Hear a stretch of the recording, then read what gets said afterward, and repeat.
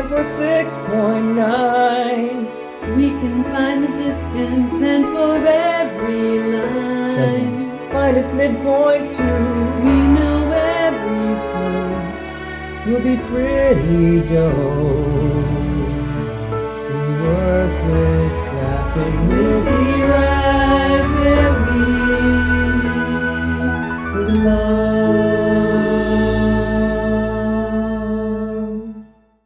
Oh, and here we are. We're right where we belong. Yeah, to do with graphs and line segments.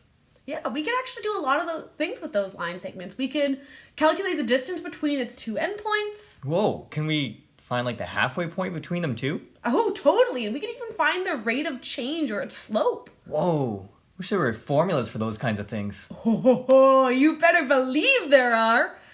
And we're going to kick things off by talking about midpoint.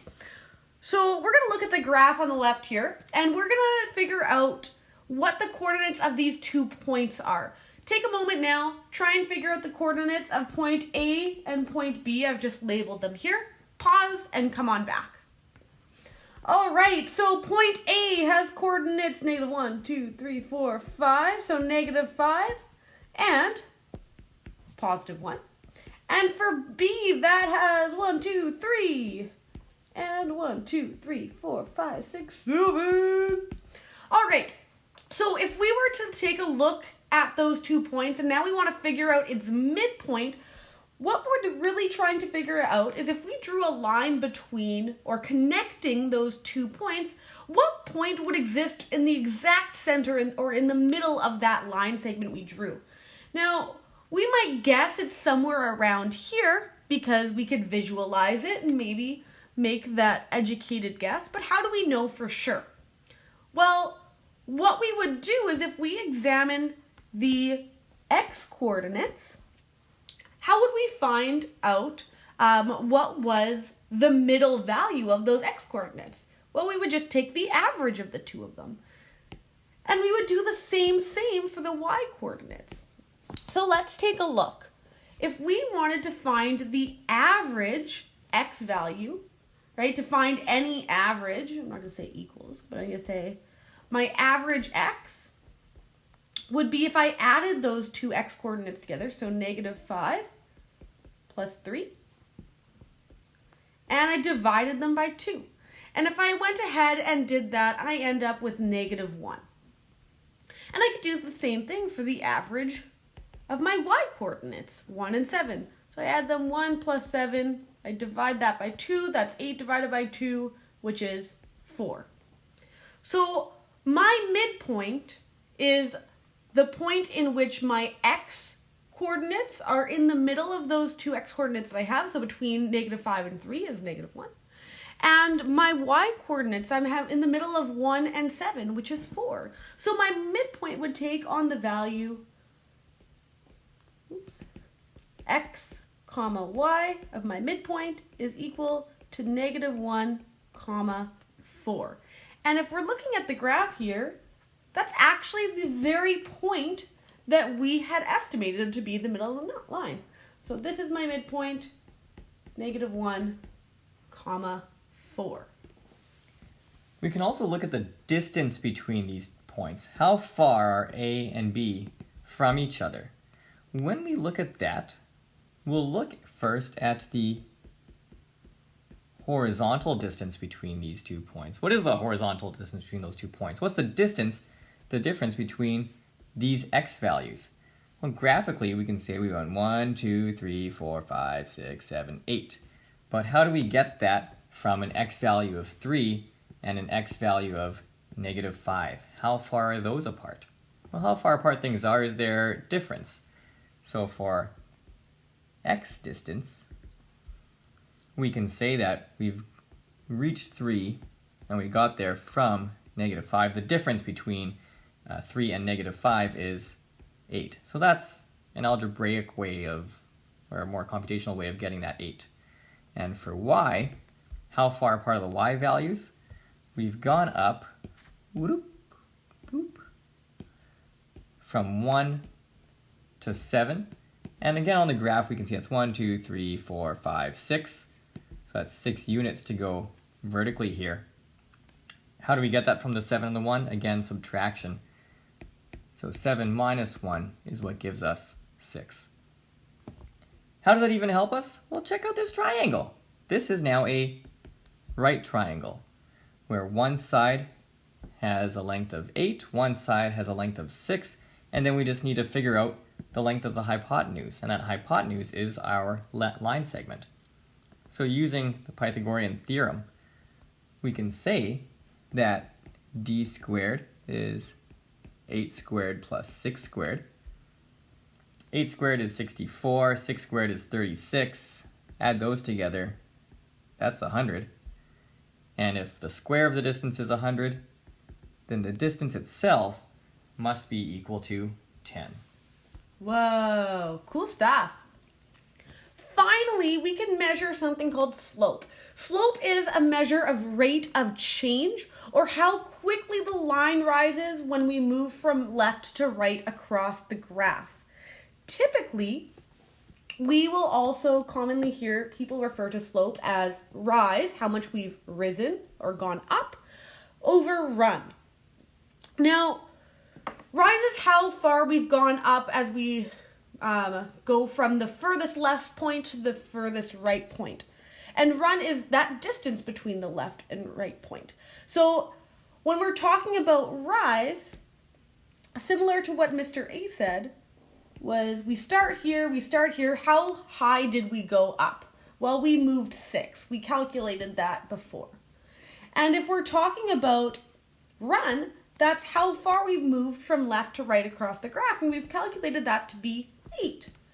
So our slope, in this case, would be our value 6 over 8. But again, what if we didn't have that calculated? We can figure out that same little tidbit there. So my rise is my difference of my y values. So I had a highest y value of 7, the lowest one of 6. So my rise is 6. Oh, sorry, my highest value was 7, my lowest was 1. So my difference between them is 6. And my run is the change in the x values here. And that is my highest, or my furthest right, my most positive value, 3 minus negative 5, giving me a run of 8. Getting those exact same values that we got and used for distance. So my slope, being my rise over run, would be 6 over 8. And of course we can reduce that, so we will, to give us 3 over 4. Something just to point out real quick, sometimes slope has a symbol that is used to represent it. So oftentimes the symbol lowercase m is used to represent slope. But yeah, just a little fun fact. So we use some methods to find these differences, the halfway markers, and we can get that formulaically. We have these labeled as points A and B. We can also label, say, point A as x1, y1, and B as x2, y2, and use that to actually develop these formulas. So a more formulaic way of calculating the midpoint, the distance, and the slope. For the midpoint formula, we took the average of the x's to get our new x value. We took the average of our y's to get our new y value. So for our x values, we said it's taking our first x value and our second x value and dividing by 2. For our y values, we said it's taking our first y value, adding to our second y value, and dividing by 2. And if our coordinates are of the form x, y, then we can say that the midpoint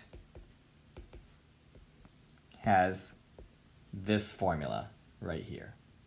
So it looks a little bit wonky, it's pretty involved, looks perhaps a little intense, but we know where it comes from. It's just the average of the x's and the average of the y's.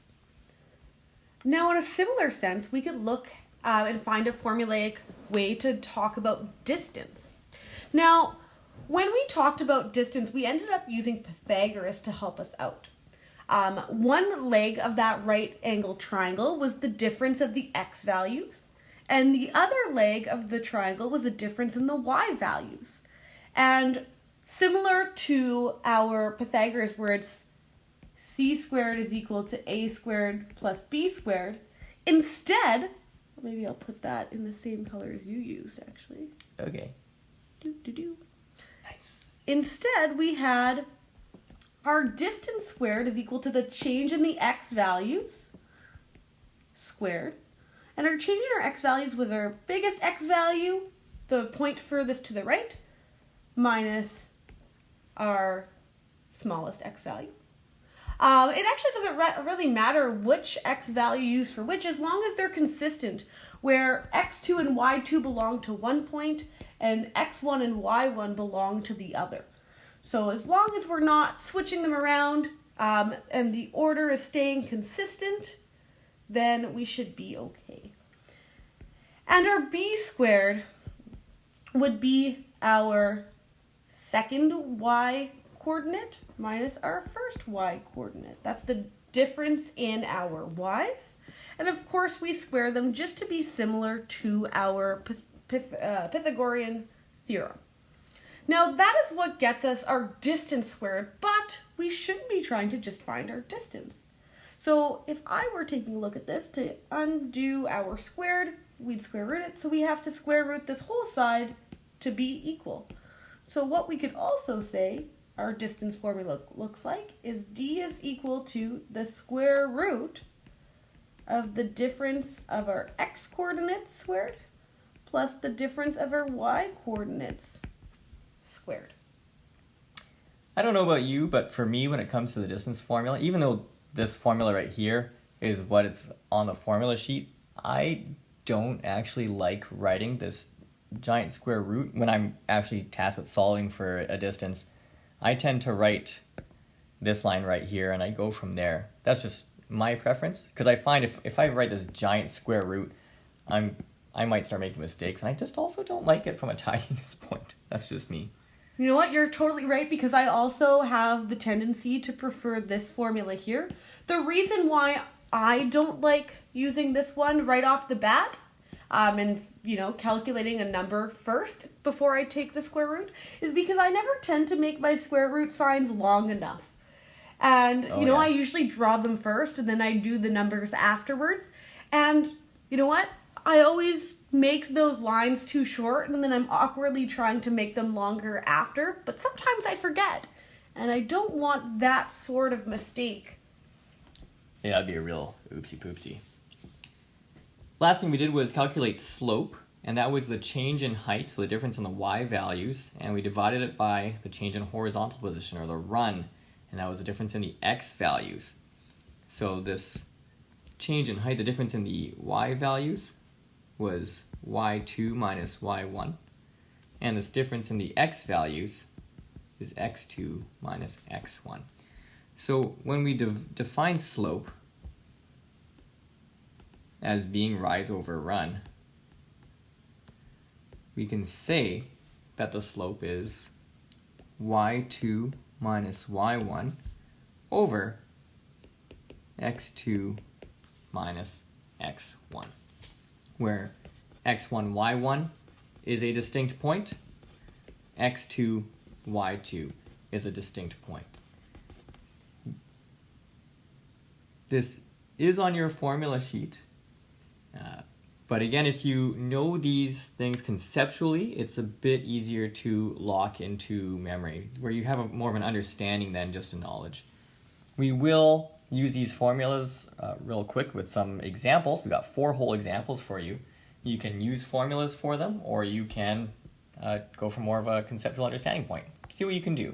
All right, so we're going to take a look at this first one here. And we're going to find the distance, the midpoint, and the slope between each pair of points. And we're going to simplify any radical answers that we get. So that's something that we're going to keep in mind. So let's start off with distance. I don't know why. I think it's a distance first in the question. So I'm going to kick things off with distance first here as well. So with my distance, like I said, I prefer to use the d squared equals version instead of d is equal to the square root of. Just for this first example, I might just write out those formulas so we can see exactly where we're plugging them in. And then after that, it's not an expectation as long as you are showing your first plug-in step.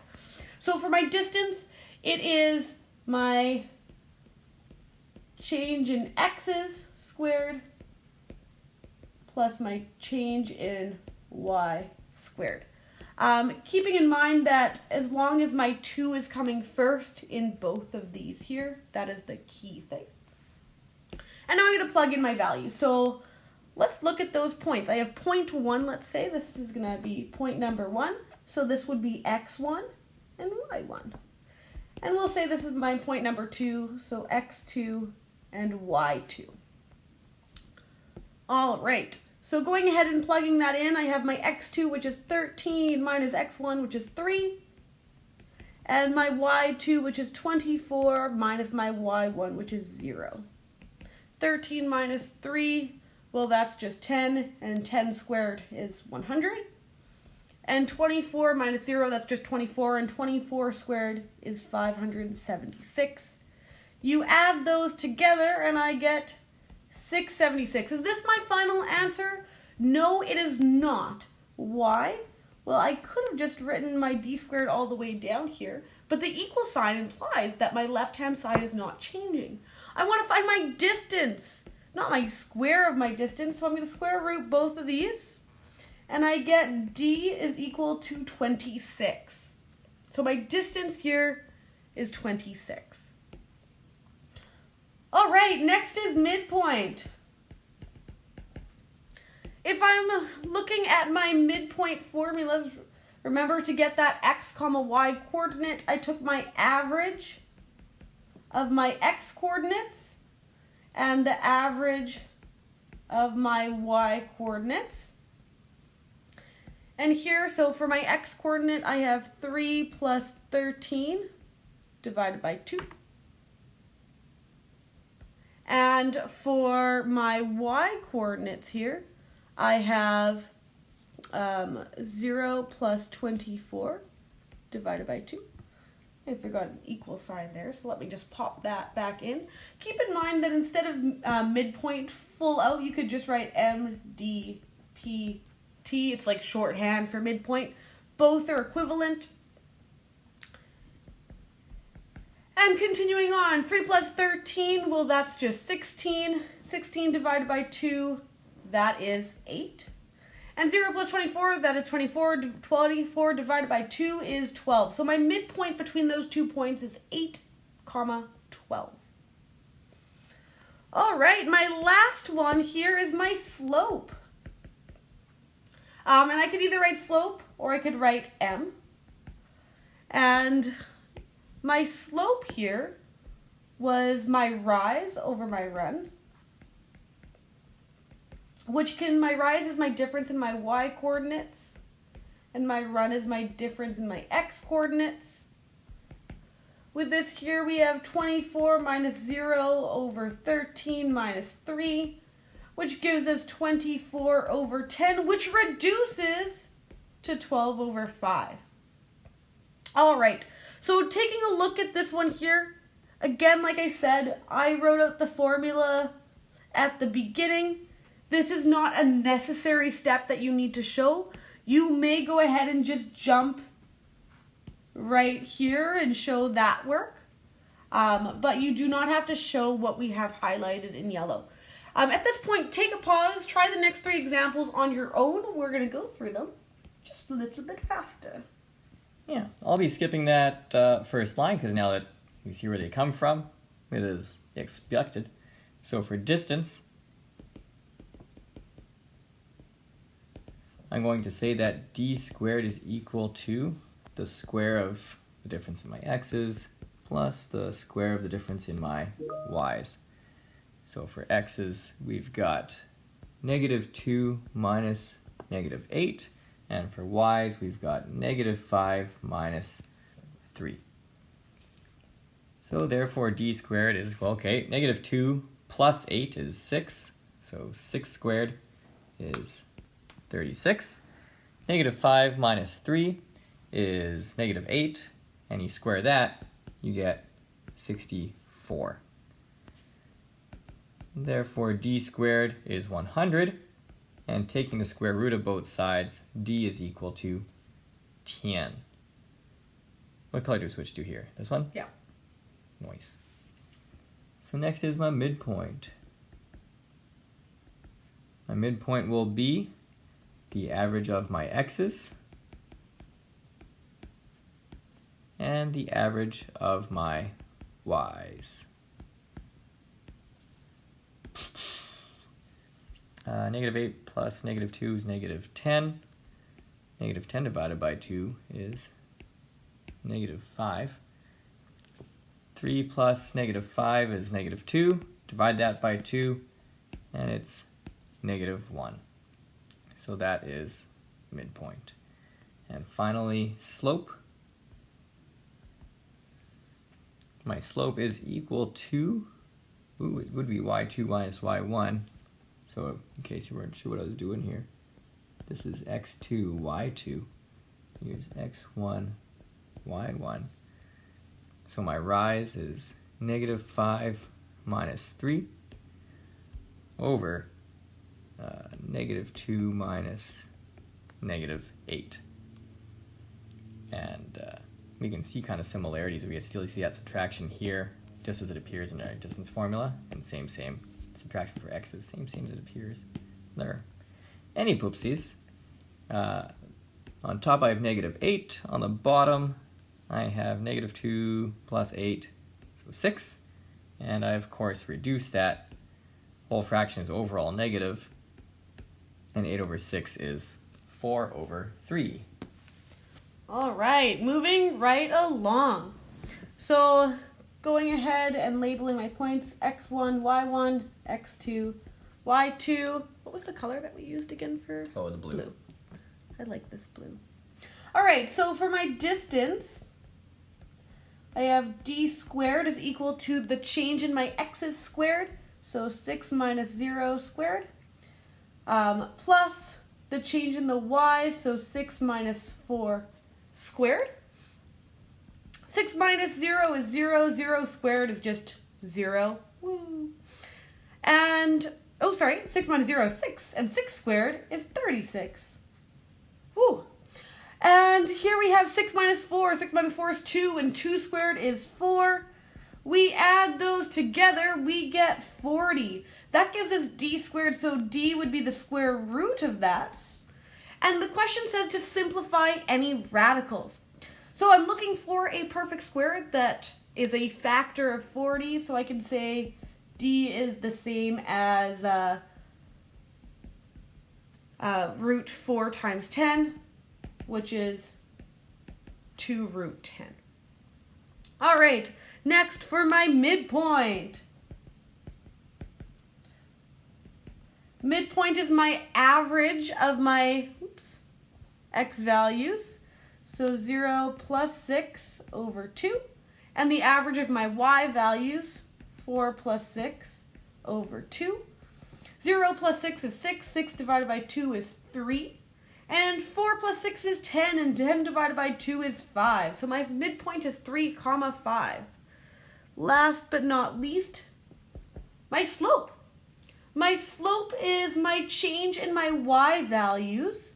So we have 6 minus 4 over the change in my x values, which is 6 minus 0. 6 minus 4 is 2, and 6 minus 0 is 6. And of course, that reduces to 1/3. So my slope is a third. And this last example. The distance. Oh, I want to label these things. I didn't do that earlier last time, and I should do that earlier this time. That's my x1, y1, and the second point could be my x2, y2. And distance. Oh wait, not distance equals. Distance squared. And here we go. Difference in x values is -5 minus 3. Refreshing. And difference in y values is 1 minus -3. Wicked. So Negative 8 being squared is 64. And 4 being squared is 16. There's that. So distance is root 80, which is root 16 times root 5. So the distance is 4 root 5. My midpoint, average of the x's, average of the y's, which gets me -1, -1. Oh, that's cute. And finally, slope. What's my y's again? I've got 1 minus -3 over -5 minus 3, which is 4 over -8. So that's all in all a negative fraction, and 4 over 8 is 1 over 2. All right, now that we've looked at these examples, there is some practice that you can be found on the next page there. Sick. And we'll note that we're at the end of this section, ready for a quiz, but also the end of the topic. So after the quiz, not long after, we'll probably expect a test. Yes. So take a look at this practice, try your darndest, check your answers, and we will see you next class as we continue to go the distance. That's the opening of the song. I'm sorry.